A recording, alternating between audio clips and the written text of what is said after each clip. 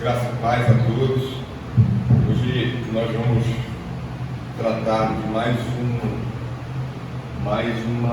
um estudo sobre aconselhamento, aconselhar uns aos outros, a necessidade que temos de sermos recíprocos nisso.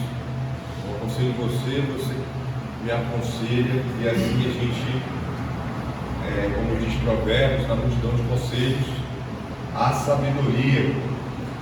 Então, hoje, mais uma maneira que nós temos de aconselhar uns aos outros, seja pessoal e óleo. Nessa quinta lição, a gente tem aqui uma definição que nós veremos do autor, trazendo uma reflexão para a gente sobre isso. Talvez pensemos que o verdadeiro auxílio vem por meio de novos e dramáticos insights. Apesar disso, na maioria das vezes, tende a vir das maneiras mais comuns.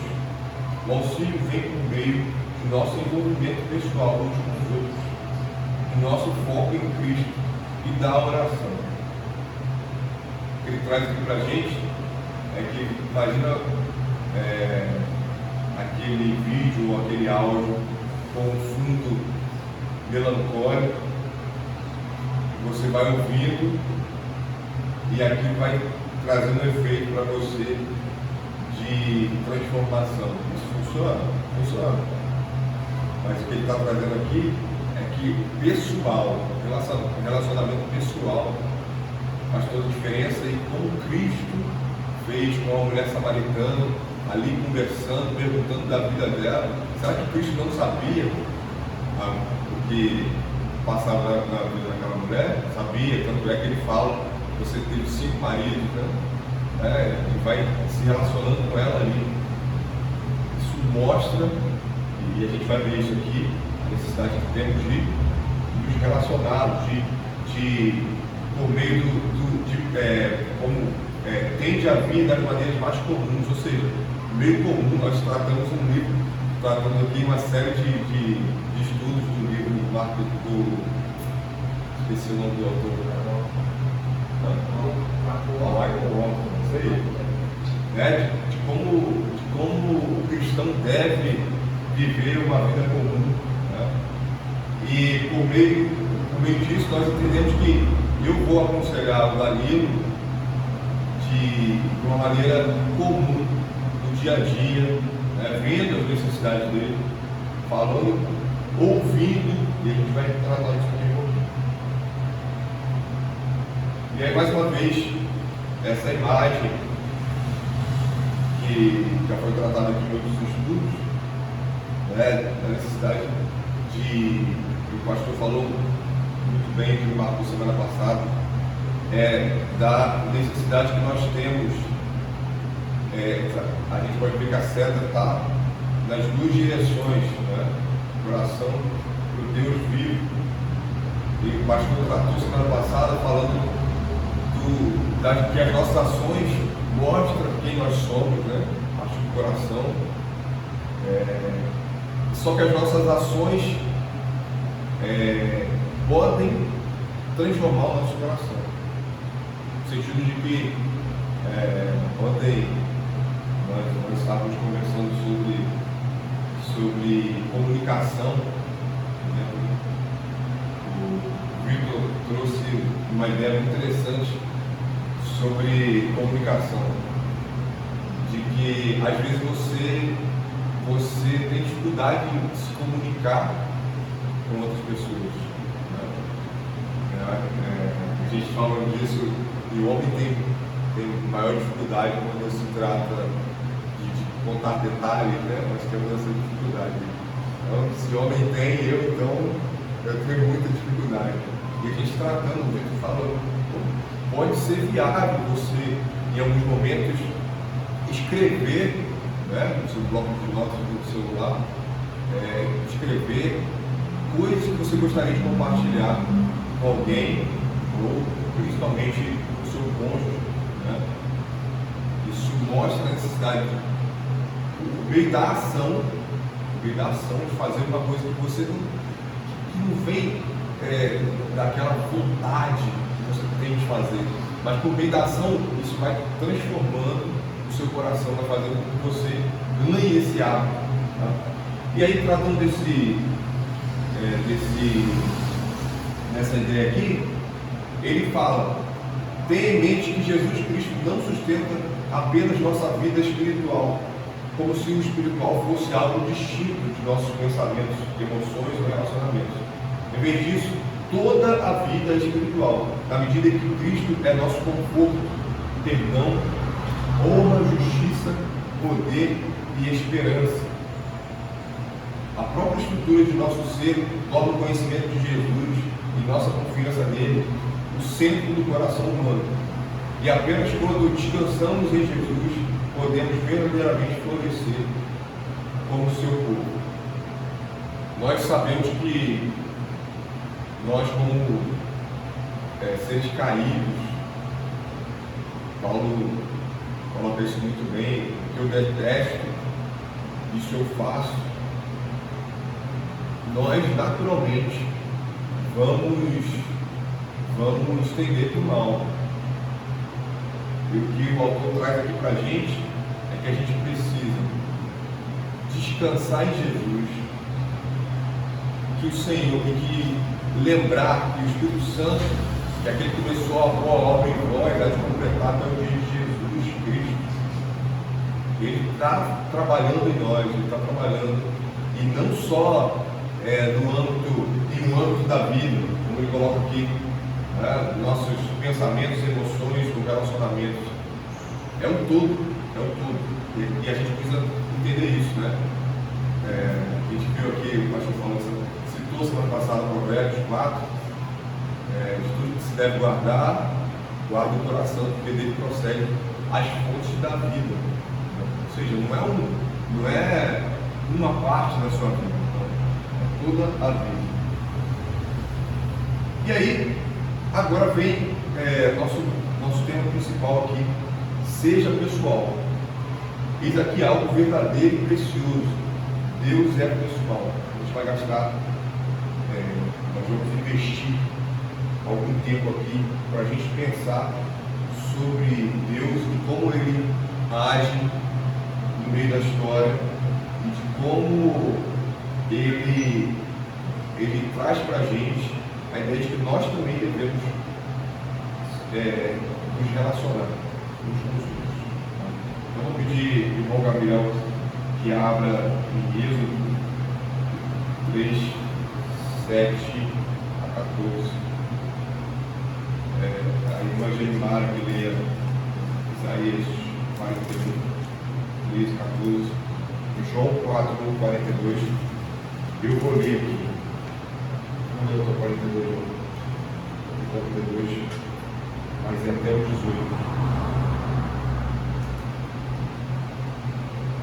Pode ler, por favor. 3, 7 a 14. Disse ainda o Senhor: certamente vi a aflição do meu povo, que está no Egito, e ouvi o seu clamor por causa dos seus exatores. Conheço-lhe o sofrimento.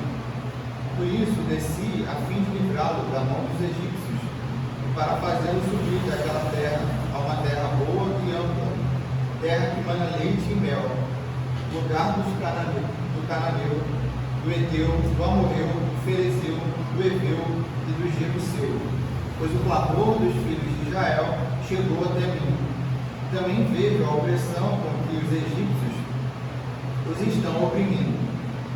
Vem agora e eu te enviarei a Faraó para que tires meu povo, os filhos de Israel, do Egito. Então disse Moisés a Deus: quem sou eu para ir a Faraó e tirar do Egito os filhos de Israel? Deus lhes respondeu: eu serei contigo, e este será o sinal de que eu te enviei. Depois de haveres tirado o povo do Egito, servireis a Deus nesse monte. Disse Moisés a Deus: eis que quando eu vier aos filhos de Israel e lhes disser: o Deus de vossos pais me enviou a vós outros, e eles me perguntarem: qual é o seu nome? Que lhes direi? Disse Deus a Moisés: eu sou o que sou. Disse mais: ainda dirás aos filhos de Israel: eu sou, me enviou a vós outros.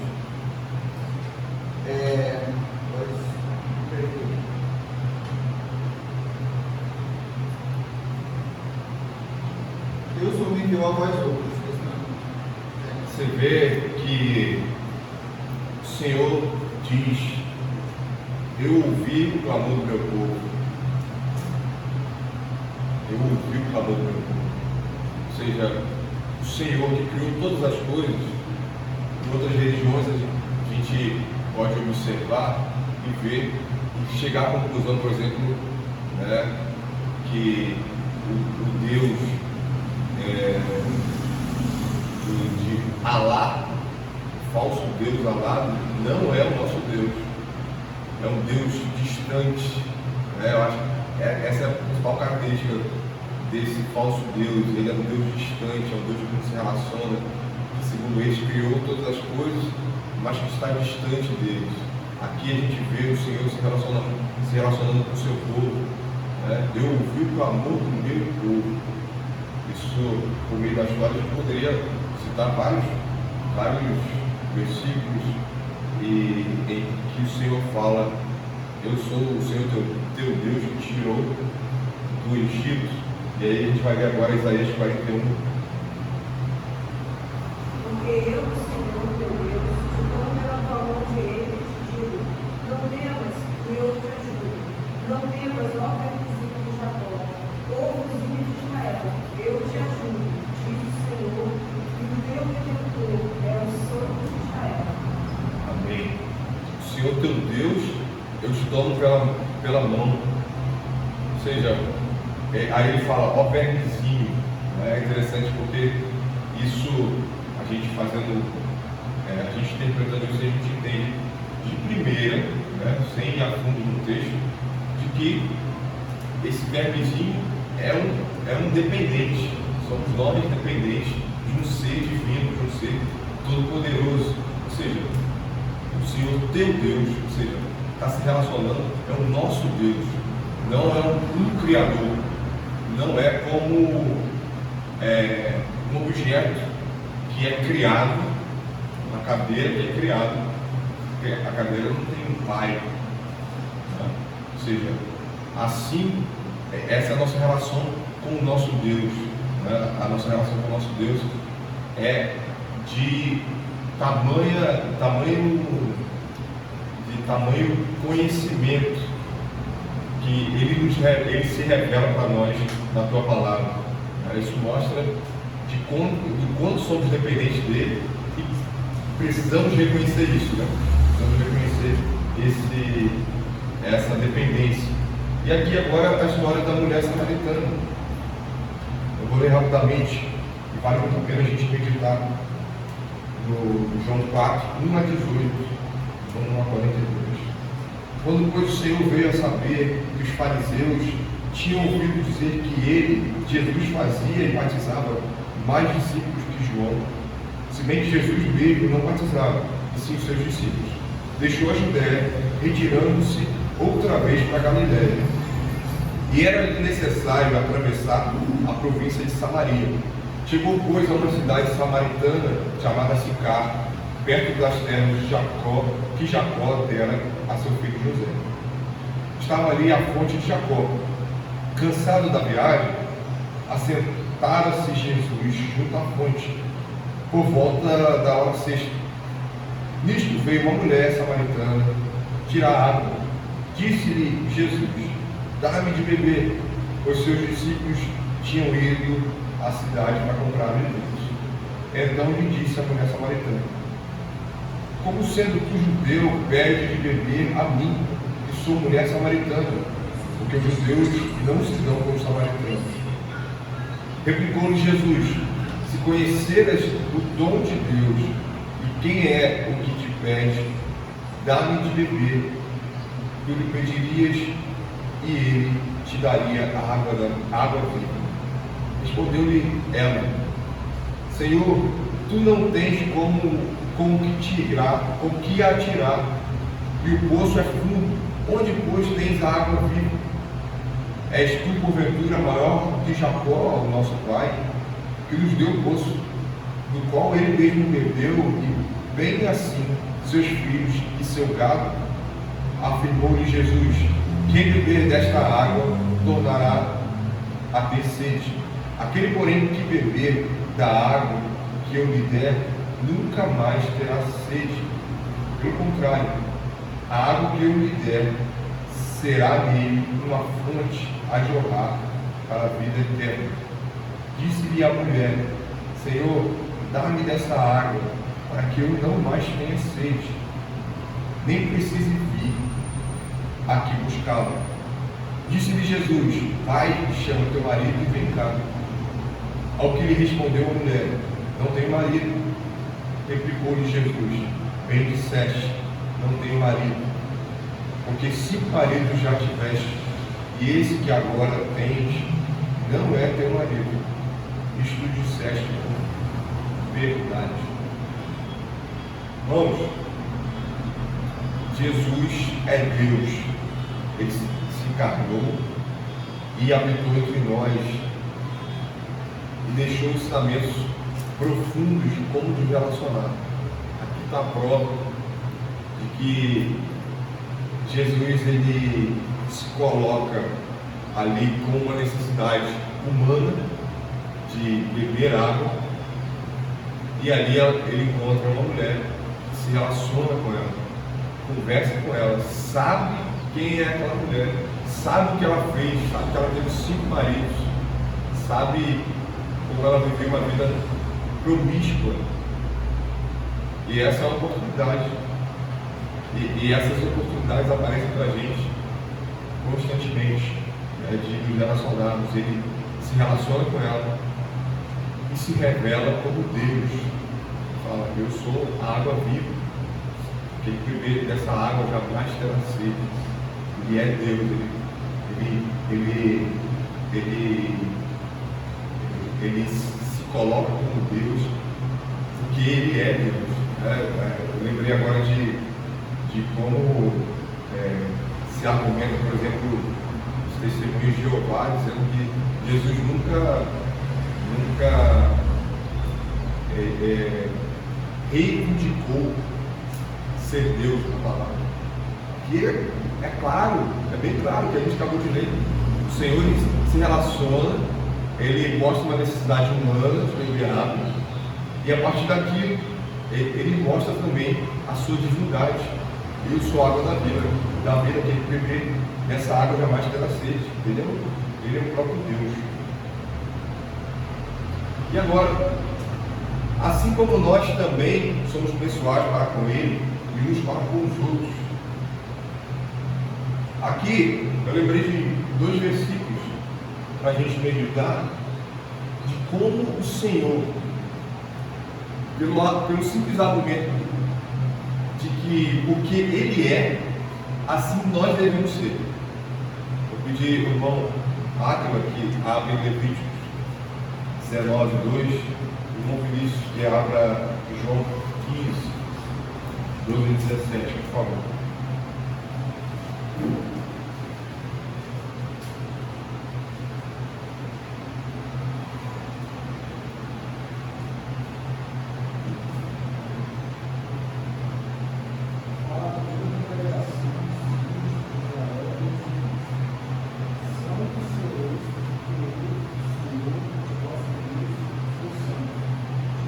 Por que nós devemos ser santos? Porque o Senhor é santo. Acabou. Ou seja, tem um porquê, tem um argumento. O Senhor, ele de certa maneira, vamos colocar aqui entre aspas, ele se rebaixa por amor a nós. Porque ele não precisaria dar motivos para a gente, mas ele dá. Ser santo. Porque eu sou santo. E agora João 15. O mandamento é este: que os amigos uns aos outros, assim como eu vos amei. Ninguém tem maior amor do que este, dar alguém a própria vida em favor dos seus amigos. Vós sois meus amigos, se servos, porque o servo não sabe o que faz o seu senhor, mas tem que chamar os amigos, porque tudo quanto ouvi de meu pai vos tem dado a conhecer.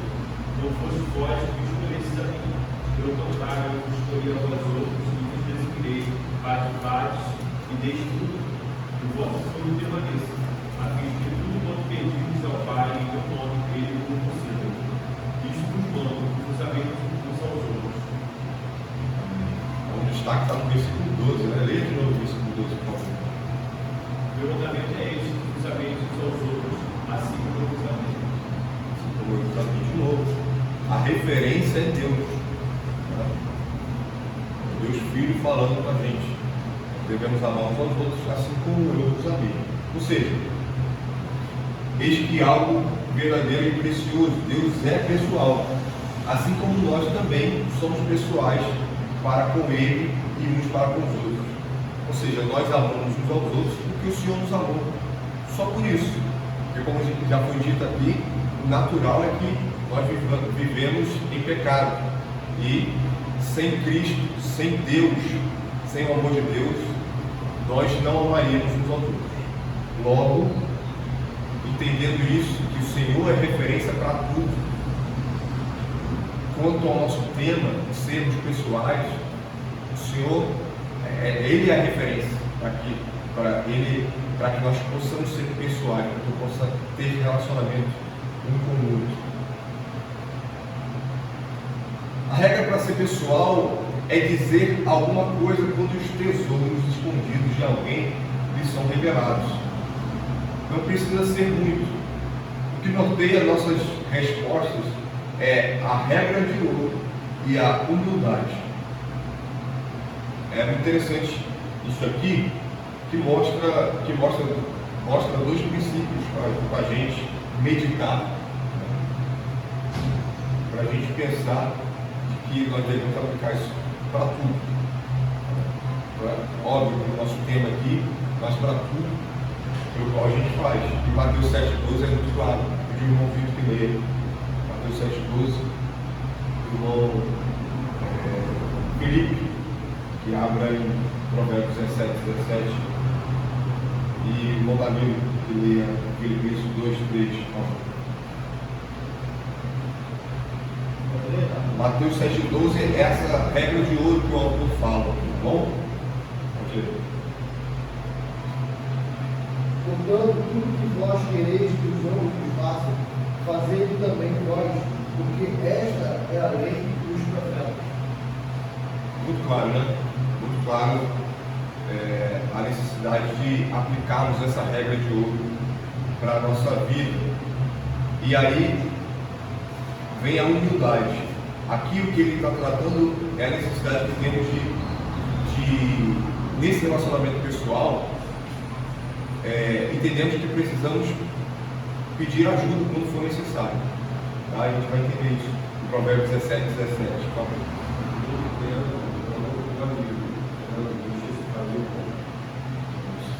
E Filipenses 2, 3. Cada façais compartilharia, cobrando glória, mas humildade, considerando cada um dos outros superiores a si mesmo. Superiores a si mesmo, por humildade. Irmãos, há uma via de mão dupla aqui, lembrando do nosso tema de aconselhar uns aos outros. E aqui a gente está tratando sobre como ser pessoal nisso. A necessidade que temos, primeiro, de aplicar essa regra de ouro. Um exemplo, na angústia, né? Como foi lido, todo tempo como um amigo, na angústia se faz o irmão. Na angústia, você aplicando essa regra de ouro, né? Aquilo que você quer que faça com você, você deve fazer com os outros. Né? Na angústia, como é que você vai agir quando você vê alguém passando por uma coisa, principalmente quando ela é a culpada daquilo?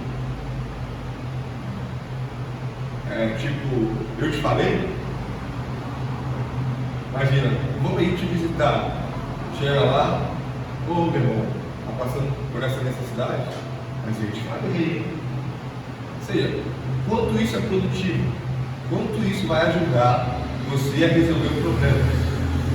Aí você deve aplicar a regra de ouro. Você gostaria de ouvir isso? Eu te falei. Aquilo que você, Mateus 7,12, aquilo que você quer que faça a você, faça aos outros. E a necessidade, como você é essa pessoa que está passando pela angústia, de você ter humildade, como a gente leu aqui agora, ter humildade e se colocar inferior ao outro, como a gente leu em Filipenses 2:3. Ei, preciso de ajuda, preciso expor o meu pecado, a gente vai ver isso aqui mais à frente. Preciso expor o meu pecado, eu preciso expor a minha fraqueza, a minha necessidade. Às vezes não é um pecado, a minha necessidade, eu estou passando fome, preciso dizer isso. Isso é difícil, porque às vezes não está relacionado ao pecado, mas está relacionado a uma necessidade, que aí vem o que a gente falou ontem, do orgulho. Você vai passar fome porque você é orgulhoso, ou seja, aí já era pecado, né? Então, ou seja, você sempre cai nisso, de você ou estar naquele que aconselha, ou aquele que necessita de aconselhamento. E você precisa estar atento, principalmente quando falar e o que falar. Porque como foi dito aqui, o autor não trata disso, dessa questão de você saber o que você vai falar, quais as palavras que você vai usar, sem que você não venha faltar com a verdade. Isso é obviamente essencial. Específico aqui no Provérbios, eu lembro de Mateus, né? Faça com os outros que você resumiu, né? Algumas vezes ele é muito mal interpretado, no sentido de que as pessoas olham para esse versículo, né, e se colocam como regra. Sim, verdade. Mas no livro, se a pessoa me tratasse assim, porque... Não, mas o versículo não está trabalhando nesse sentido, né? Está trabalhando, tipo assim, vamos supor, como você falou, usar a palavra correta. Talvez algumas pessoas não tenham problema de ouvir palavras rígidas. Assim, não tem problema, não, ouve tranquilo. Mas isso significa que quando ela for falar com o outro, que ela tem que usar palavras rígidas. Porque também dentro disso aí, cada sabe que vocês colocaram no lugar do outro. Então, se eu fosse uma pessoa sensível, aí você tem que fazer todo exercício mental. Se eu fosse uma pessoa sensível, eu gostaria que a pessoa me tratasse com palavras rígidas. Não é que você se arrega e pronto, não, eu ligo, então eu vou fazer assim. Sem contar que a gente acabou de ver que Deus é o padrão para tudo. Acabou de ver isso. Mas uns aos outros, assim como eu os amei. Ou seja, o padrão é Deus. Não, ou seja, eu não ligo se fizerem isso comigo, mas eu tenho que você deve fazer aquilo que você gostaria que fosse feito com você. Há um padrão. O padrão é a palavra de Deus. Então, se for pecaminoso, não, se eu fizesse comigo isso não teria problema. Não é comigo. O problema não é pecar contra você, é pecar contra Deus.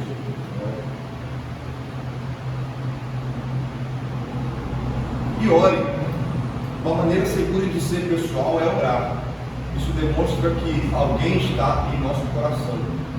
A oração une nosso conhecimento dos outros, nosso amor por eles e nosso conhecimento de Deus e de suas promessas. Tiago 5, 13 a 16. O irmão Gabriel queria, por favor, Gabriel. Isso foi tratado semana passada também.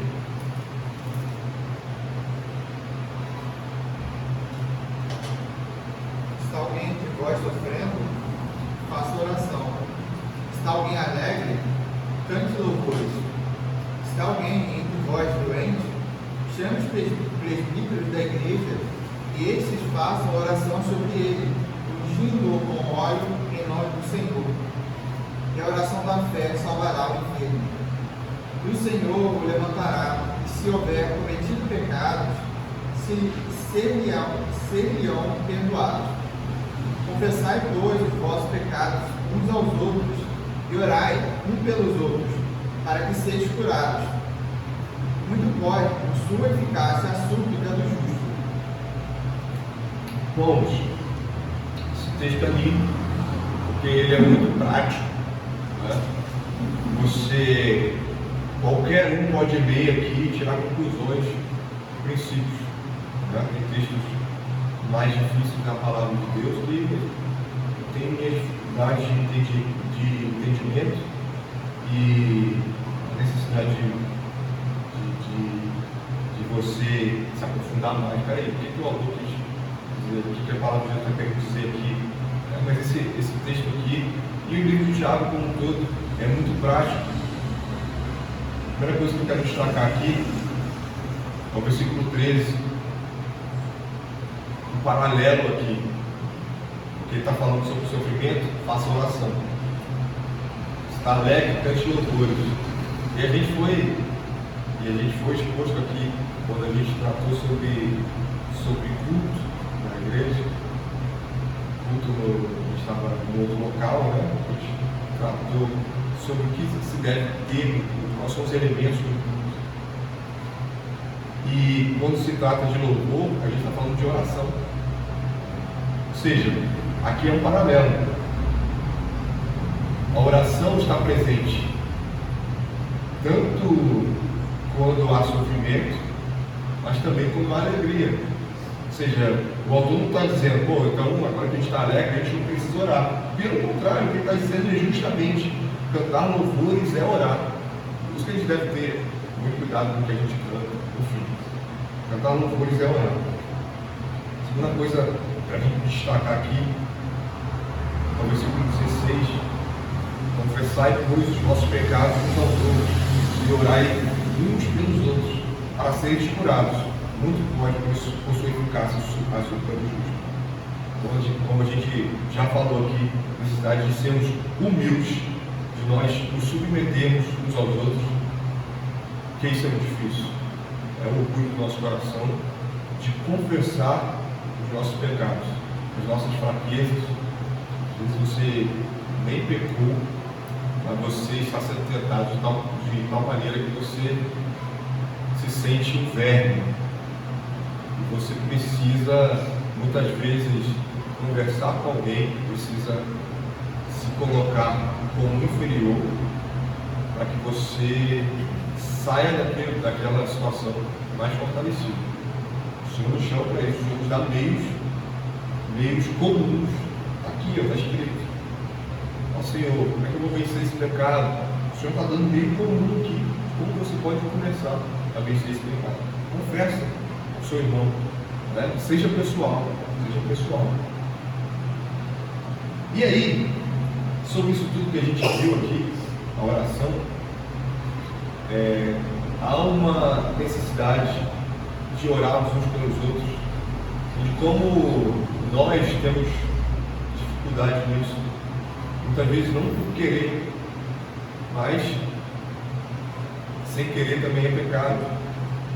A gente esquece, a gente simplesmente ouve alguma coisa aqui que foi dito, vou orar assim.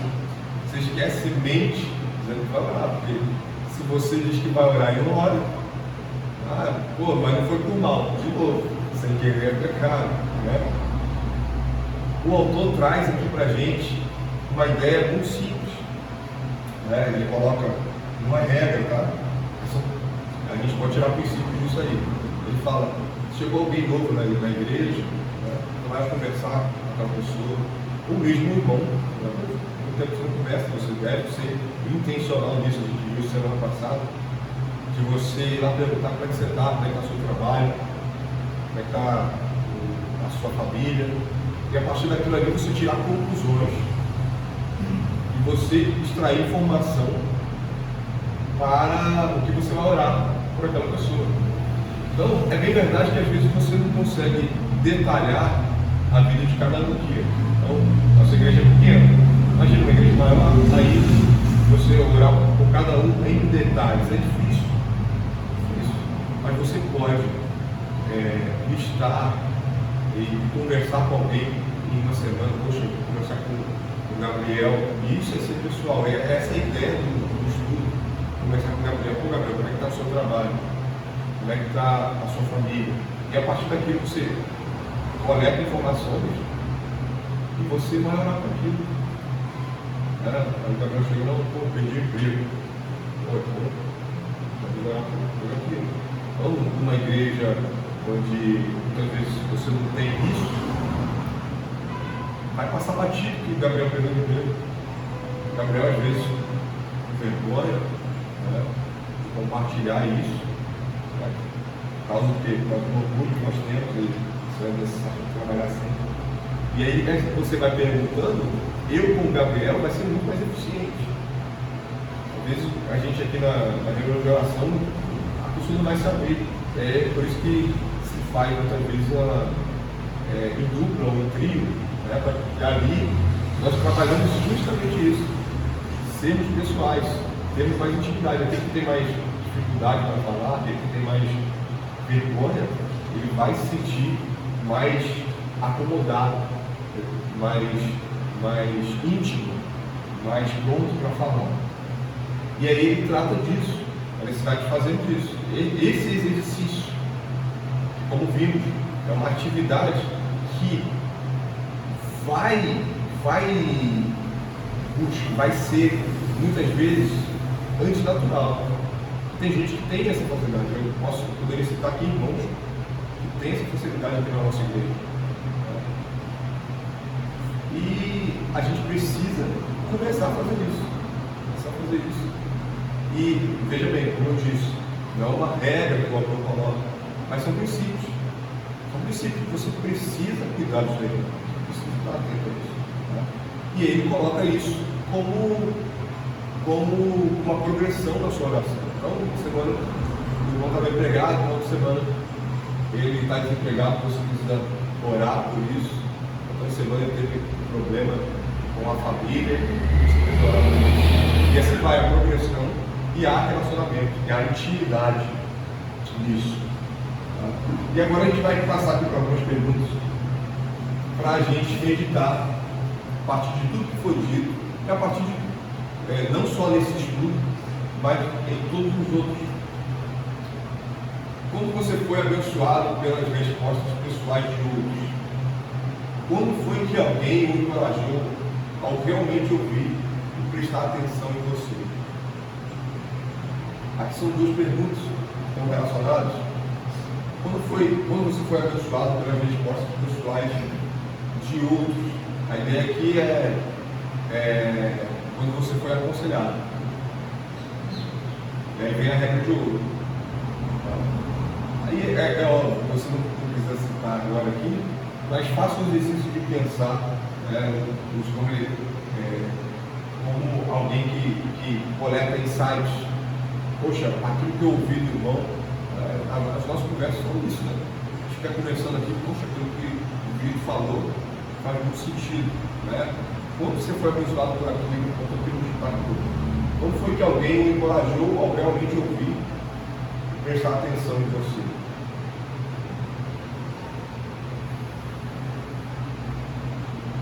Uma das revelações mais chocantes do caráter de Deus ocorre quando, em resposta às afeições oscilantes de Israel, o Senhor diz: meu coração está comovido dentro de mim, as minhas compaixões a uma se acendem.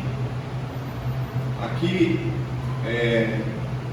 o Senhor falando ao povo, e a gente vê isso no meio da história, né? Para as vezes na minha mente, o livro de Juízes, e como o Senhor ele permite, ele mesmo julga o povo, como ele levanta o juiz para livrar o povo, por causa da compaixão dele, por causa da misericórdia dele. Quando pensamos nesse fato, esperamos nos tornar ainda mais sensíveis em relação às outras pessoas. Como essas realidades afetam a maneira como você ora? Se vocês quiserem falar agora, podem ficar à vontade. Tá? Como é que você, sabendo disso, né, sabendo de que Deus é a nossa referência, você nós conversamos sobre isso ontem, né? De que o Senhor nos chama a perdoar uns aos outros, assim como nós somos perdoados por Ele. Mais aí um argumento de que o padrão é Deus, é no perdão, recebemos de Deus, esse perdão nós passamos para os irmãos. Mas aqui, como essa realidade afeta a maneira como você ora, vocês entendendo que o Senhor, Ele é compassivo com você, Ele se comove, né? Ou seja, o Senhor, é importante a gente lembrar, porque a gente esquece disso quando a gente peca. O Senhor, Ele sonda os nossos corações, Ele sabe tudo que passa por nós. A gente esquece que o Senhor é onipresente, Ele é onisciente, e nós esquecemos que Ele é onipotente, que Ele julga as nossas ações. Né? Isso deveria fazer a gente tremer.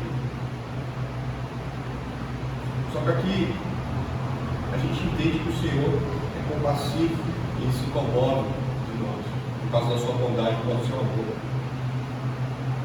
Como essa realidade, saber que o Senhor é compassivo, que o Senhor Ele se comove, influencia na nossa maneira de orar. E aí? Como é que você vê isso? Como é que você... Porque isso é totalmente... É como uma criança que olha para o pai e se esconde do pai, né, que fez alguma coisa, e aí torce para que o pai não descubra. Só que o nosso relacionamento com Deus é diferente. Ele sabe tudo. A gente, porque somos pecadores limitados e, como posso dizer, insensatos, para não dizer burro, nós escondemos de Deus. Isso é a polícia, né? O Senhor solta o nosso coração, Ele sabe tudo. É interessante esse texto de Oséias. Isso. Realmente tem uma ideia de Deus, da divindade, como muitas vezes, né? Como realmente um Deus, ele é invariado, né?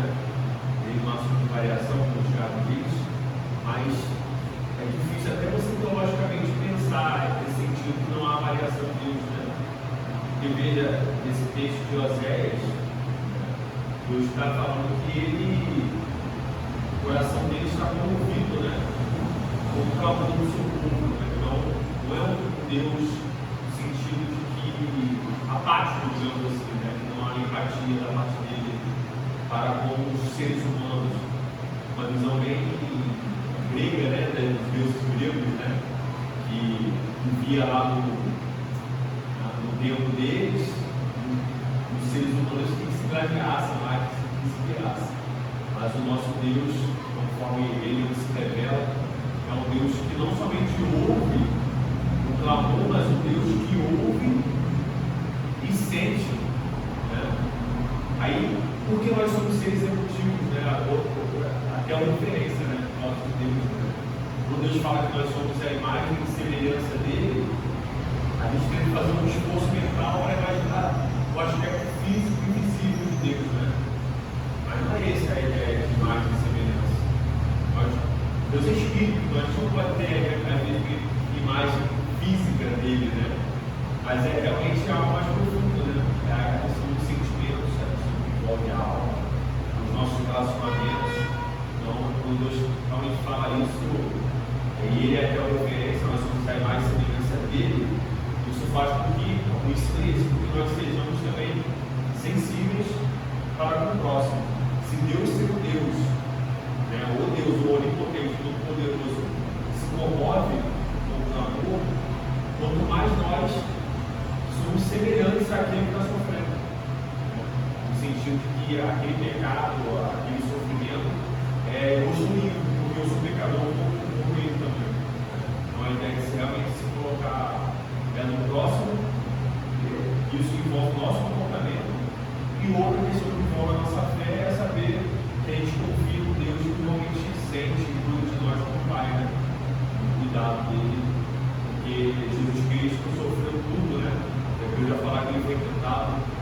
todas as coisas. Então, todas as coisas são todas as coisas. Tudo que aquilo que nós estamos sendo afligidos pelo pecado, ele foi também. E ele, ser a nossa referência, ele venceu, não pecou. E é por causa disso que ele faz a mediação entre nós e Deus. Esse texto aí,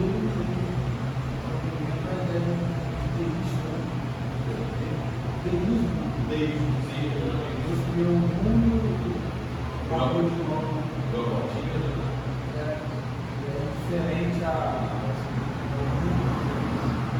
Esse texto também me faz pensar isso aí para frente. O egoísmo, muitas vezes, das nossas relações, de orar sobre nós, nas relações emocionais, na casa, está tão preocupado com as nossas questões, nossos problemas, que a gente acaba esquecendo dos problemas que a gente possui de sangue, de material, orarmos por isso, mas os nossos problemas, questões são tão maiores que nós lembramos dele esquecendo dele. Orarmos A importância de vocês compartilharem e falarem, né? Eu não sabia que isso era deísmo. Isso mostra a necessidade de entendermos que precisamos pensar mais nos outros. Né? Paulo fala sobre isso, né? Se for pensar em vós, pensa menos sobre o seu vida. Pensa mais sobre os outros. Né? Acho que é comum que ele fala sobre isso. Isso mostra que nós precisamos nos esforçar. Porque, como disse, terceira vez, naturalmente, nós vamos pender para o mal. Se vamos pender para o mal, nós vamos pensar mais em nós mesmos. Logo, tudo aquilo que a gente prometeu que ia orar, vai ficando de lado. A gente vai pensar, poxa, passei por angústia do meu trabalho hoje, Senhor, me ajude. A nossa oração foi feita em cima disso. Agora, e aí? Quanto você gastou tempo orando pela vida dos seus irmãos? Pode ser difícil avançar da etapa de conhecer as pessoas para orar com elas, face a face. Por que isso ocorre? Como você espera crescer na prática de orar com as pessoas? Então, essa pergunta aqui,